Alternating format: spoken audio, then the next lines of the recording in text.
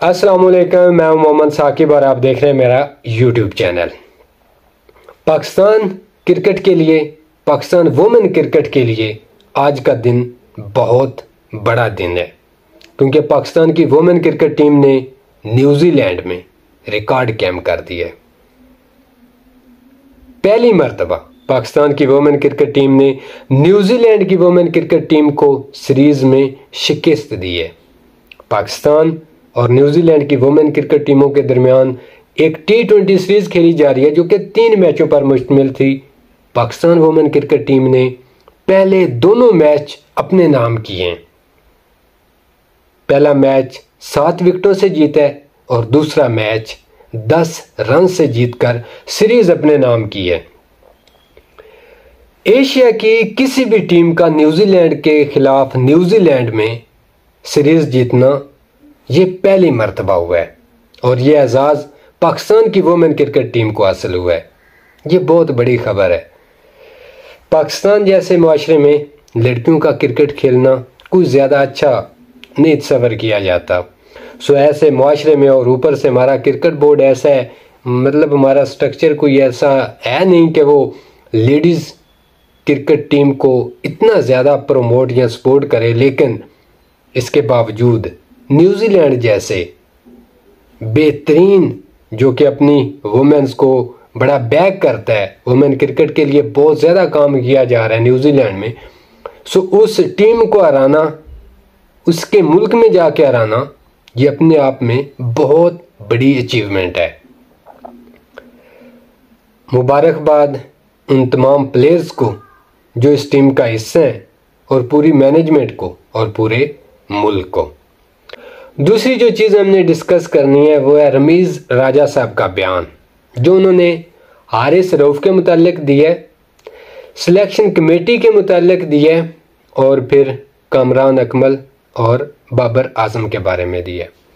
सबसे पहले तो रमीज़ राजा साहब ने गुफ्तगू करते हुए कहा है कि जी जो हारिस रऊफ़ हैं उनके बारे में जो वहाब रियाज और मोहम्मद हफीज़ ने बातें की हैं, मतलब पीसीबी ने जो उनके मुतालिक बातें की हैं, जो उनकी आपस में डिस्कशन थी, उसको मंजर आम पर लेके आए हैं वहाब रियाज और मोहम्मद हफीज़। उन्होंने कहा है कि क्रिकेट बोर्ड को ये नहीं करना चाहिए था कि जो आपकी प्राइवेट डिस्कशन हो रही है किसी प्लेयर के साथ, वो आप ऐसे मंजर आम पर ले आएँ। इससे जो पब्लिक है उसमें हारिस रऊफ़ के ख़िलाफ़ जो तासर है वो इंतहाई नेगेटिव जाएगा।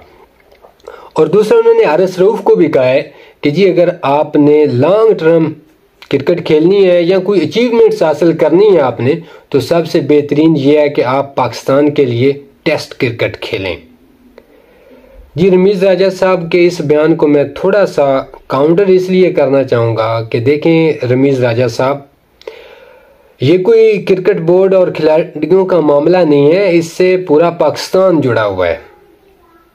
और ये बड़ा ज़बरदस्त इक़दाम किया है वहाब रियाज ने और मोहम्मद हफीज़ साहब ने, कि वो जो भी डिस्कशन थी उन्होंने अवाम के साथ उसको शेयर किया है। सो पता चला हमें कि जो हारिस रऊफ़ साहब हैं वो जानबूझकर टेस्ट क्रिकेट नहीं खेलना चाह रहे, वो काउंटी लीग क्रिकेट खेलना चाह रहे हैं, वो T20 में पाकिस्तान की नुमाइंदगी करना चाह रहे हैं, या वनडे में वो पैसे कमाना चाह रहे हैं। सादा जुबान में आप थोड़ा सा सोचें कि अगर ये हारिस रऊफ़ का पहला टेस्ट मैच होता पाकिस्तान की तरफ से, फर्स्ट टाइम उसको चांस दिया जा रहा होता, तो क्या हारिस रऊफ़ इनकार कर देता?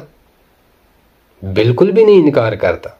लेकिन क्योंकि अब उसको एक पाकिस्तान क्रिकेट की वजह से एक फेम मिल चुका है और वो फेमस हो चुका है, सो अब अगर पाकिस्तान की तरफ से वो ना भी खेले तो वो लीग क्रिकेट खेल के अच्छे खासे पैसे कमा सकता है। सो उसको पाकिस्तान की ज़रूरत नहीं रही। सो ये बड़ा सवालिया निशान है हारिस रऊफ़ के ऊपर कि जिस मुल्क ने उसको इज्जत दी, जिस मुल्क ने उसको पहचान दी, जिस मुल्क ने उसको पैसा दिया, शोहरत दी, वो उसी मुल्क की तरफ से नहीं खेलना चाह रहा टेस्ट क्रिकेट।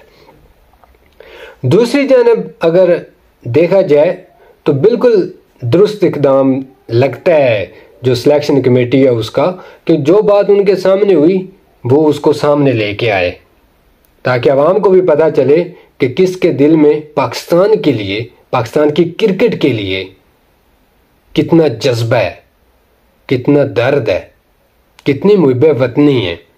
सो रमीज़ राजा साहब, माजरत के साथ ये जो आपने बातें की हैं ये मुझे गलत लगती हैं। बाकी अवाम ने फैसला करना है कि किसकी बात कितनी दुरुस्त है।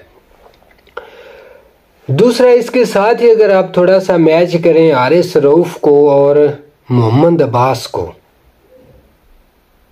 तो जो मोहम्मद अब्बास है उसको इग्नोर किया जा रहा है और पीसीबी एक ऐसे प्लेयर के तरले कर रही है जो कि पाकिस्तान को रिप्रेजेंट नहीं करना चाहता। हारिस रऊफ की बात कर रहा हूं, और उस प्लेयर को इग्नोर कर रही है, मोहम्मद अब्बास को इग्नोर कर रही है पीसीबी, हमारी सिलेक्शन कमेटी, जो कि पाकिस्तान की तरफ से अगर देखा जाए रिसेंटली, तो पाकिस्तान की तरफ से अगर कोई टेस्ट स्पेशलिस्ट बॉलर है तो वो मोहम्मद अब्बास है। 25 टेस्ट खेलकर 90 विकेटें हासिल कर रखी हैं मोहम्मद अब्बास ने, और इंग्लैंड जैसी टीमों के खिलाफ 8-8 विकेटें हासिल कर रखी हैं टेस्ट मैचों में। उस बंदे को मुसलसल इग्नोर किया जा रहा है। रीज़न तो हमें नहीं पता, हम तो आवाज़ ही उठा सकते हैं, सवाल ही कर सकते हैं कि क्यों भाई आप हारिस रऊफ के तरले क्यों कर रहे हैं, और जो टेस्ट स्पेशलिस्ट है मोहम्मद अब्बास, आप उसको इग्नोर क्यों कर रहे हैं। तो ये सिलेक्शन कमेटी, वहाब रियाज जो चीफ सिलेक्टर हैं और बाकी जितने भी उनके नुमाइंदे हैं जो भी सिलेक्शन के हिस्से हैं, सो उन पे बहुत बड़ा सवालिया निशान है कि वो मोहम्मद अब्बास जैसे टैलेंटेड प्लेयर को क्यों नहीं टीम में शामिल कर रहा है। उसके बाद रमीज़ राजा साहब ये भी कहते हैं कि जी जो कामरान अकमल है उसको सिलेक्शन कमेटी का हिस्सा बनाया गया है। सो जैसे पहले तजाद था कि इंज़माम उल हक चीफ सिलेक्टर थे और वो इमाम उल हक और इंज़माम उल हक के मुतालिक बातें की जाती थी, उन्होंने बिल्कुल इसको मिला दिया है। वो कहते हैं कि क्योंकि बाबर आजम जो है वो भी कौमी टीम का हिस्सा है, सो उनका जो कज़न है कामरान अकमल, उसको सिलेक्शन कमेटी का ओहदा देकर गलत किया गया है। सो ये दोनों एक जैसी हैं। अगर इंज़माम उल हक और इमाम उल हक हैं तो इधर बाबर आजम और कामरान अकमल हैं। मेरे ख्याल में ज़ाती तौर पे, ये मेरी ज़ाती राय है कि इनका बिल्कुल भी मुवाजना नहीं किया जा सकता। वो इसलिए कि बाबर आजम जो है वो कोई भी पाकिस्तान या कोई भी आप ले लें कि वो इतना बड़ा बैट्समैन है बाबर आजम कि उनकी सिलेक्शन पे तो एतराज़ हो ही नहीं सकता, कोई सवाल उठा ही नहीं सकता। जबकि इमाम उल हक उस कैलिबर का प्लेयर नहीं है कि उस पर सवाल नहीं उठाया जा सकता। बिल्कुल इमाम उल हक की जब से वो टीम में आया उसकी सिलेक्शन पे सवालिया निशान मौजूद है और अभी भी है।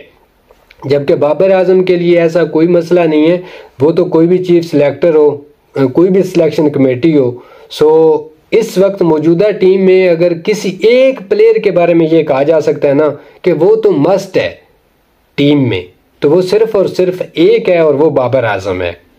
सो इस लिहाज से वैसे कामरान अकमल का मैं कोई फ़ैन नहीं हूँ, मुझे एतराज़ है, हालांकि उस पर भी स्पॉट फिक्सिंग्स वगैरह के इल्ज़ामात लगते रहे कामरान अकमल पे भी और ख़ुद वहाब रियाज पे भी हैं। तो पहली बात तो ये है कि इस तरह अगर देखा जाए तो वहाब रियाज को चीफ सिलेक्टर ही नहीं होना चाहिए, मेरी अपनी ओपिनियन यही है, नहीं होना चाहिए। बहरहाल वो है, और कामरान अकमल उसको भी नहीं होना चाहिए। लेकिन है ये एतराज़ मेरे ख्याल में रमीज़ राजा साहब का मुनासिब नहीं है कि कामरान अकमल को इस वजह से सिलेक्शन कमेटी में ना लिया जाए कि वो बाबर आजम का कज़न है। सो ये 2-3 चीज़ें थीं जिन पर डिस्कशन करना ज़रूरी समझता था मैं। और again Pakistan women cricket team को, पीसीबी को बहुत बहुत मुबारकबाद, बहुत ज़बरदस्त रिकॉर्ड कायम किया है हमारी लड़कियों ने, शाबाश। अपना ख्याल रखें, अपनों का ख्याल रखें। वीडियो पसंद आई है तो चैनल को लाजमी सब्सक्राइब कर दें।